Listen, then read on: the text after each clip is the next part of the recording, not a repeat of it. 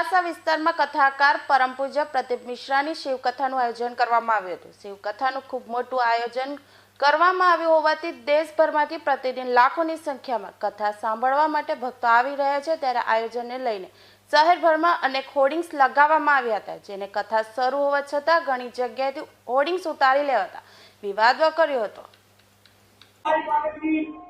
ये बात एवी है, साई लीला चैरिटेबल ट्रस्ट द्वारा 16 जान्युआरी थी 22 जान्युआरी दरमियान आंतरराष्ट्रीय कथावाचक पंडित प्रदीप मिश्राजी જ્યારે સુરતમાં પધારવાના હતા, એના સંદર્ભે આ સુરતની જનતાને અને શિવ ભક્તોને એમનો મેસેજ મળે એ માટે સ્થાયી સમિતિને સાઈ લીલા ગ્રુપ દ્વારા એક પત્ર આપવામાં આવ્યો હતો। એની સાથોસાથ મારો પોતાનો ભલામણ પત્ર એની સાથે લગાવવામાં આવ્યો હતો।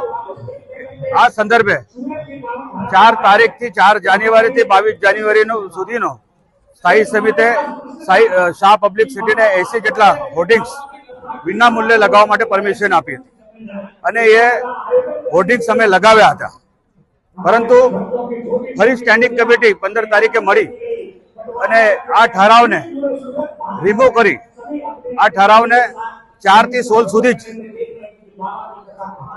રાખવા માટેનો નવો ઠરાવ જે થયો, એના કારણે આ વિવાદ થયો। તમે ચેરમેન છો, તમે જ ભલામણ કરી તો છતાં આ વિવાદ? હું એ જ વાત કરવા માંગુ છું।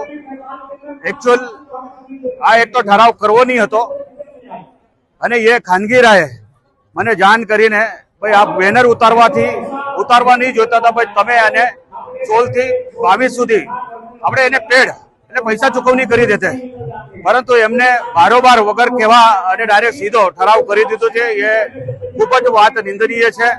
શિવ ભક્તોનો એમાં ખૂબ મોટો લાગણી દુખાવી છે। એમ તો લાગણી મારી બી દુખાની છે અને મારો બી એમાં અપમાન થયો છે। આ થયું છે એ ખૂબ ખોટું થયું છે। હવે કોને કર્યું છે હું હાઈકમાન્ડને એની ફરિયાદ આપવાનો છું।